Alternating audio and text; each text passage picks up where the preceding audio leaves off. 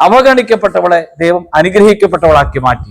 വീണ്ടും ബൈബിൾ പരിശോധിച്ചാൽ ഗിദെയോൻ എന്ന് പറഞ്ഞ കഥാപാത്രത്തെ നമ്മൾ കാണാൻ കഴിയും. ന്യായാധിപന്മാരുടെ പുസ്തകം 6-ാമത്തെ അധ്യായം.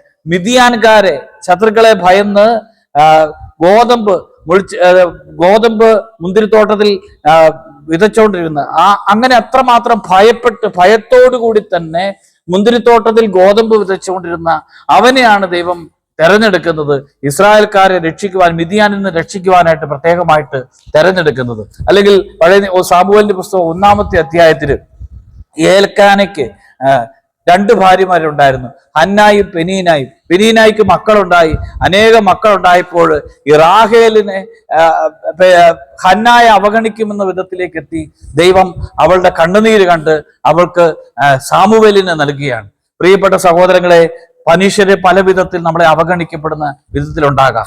ബൈബിളില് ഈശോ കുഷ്ഠരോഗിയെ സുഖപ്പെടുത്തുമ്പോൾ അവഗണിക്കപ്പെട്ടവനെ ദൈവം പറയുന്നുണ്ട്, നീ പോകുന്ന വഴി നിന്റെ പുരോഹിതന് തന്നെ കാണിച്ചു കൊടുക്കുക, ശുദ്ധീകരണ കാഴ്ചകൾ സമർപ്പിക്കുക. അവൻ അവഗണിക്കപ്പെട്ടവനായിട്ട്, കുഷ്ഠരോഗി ആയതോടുകൂടി അവൻ എല്ലാവർക്കും വേണ്ടാത്തവനായി, വെറുക്കപ്പെട്ടവനായിട്ട് മാറി. പിന്നീട് അവൻ ഭവനത്തിലേക്ക് സൗഖ്യം കിട്ടി കഴിഞ്ഞപ്പോൾ അവൻ അനുഗ്രഹിക്കപ്പെട്ടവനായിട്ട് മാറുകയാണ്.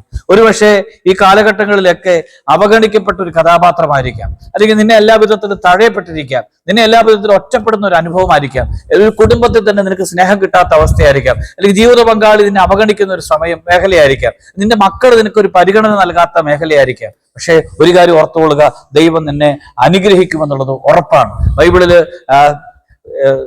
ദാവീദിന്റെ ജീവിതവുമായിട്ട് ബന്ധപ്പെടുത്തി പറയുന്നുണ്ട്. അതായത് ദാവീദ് യെസയെ അവഗണിക്കുന്നുണ്ട്. 7 മക്കൾക്കുള്ള സ്ഥാനമല്ല ദാവീദിനുള്ള സ്ഥാനം. 7 മക്കളെ അപ്പൻ കൂടുതലായിട്ട് പരിഗണിക്കുമ്പോൾ ദാവീദ് ആട്ടിടയനായതുകൊണ്ട് അവനെ അവഗണിക്കുകയാണ്.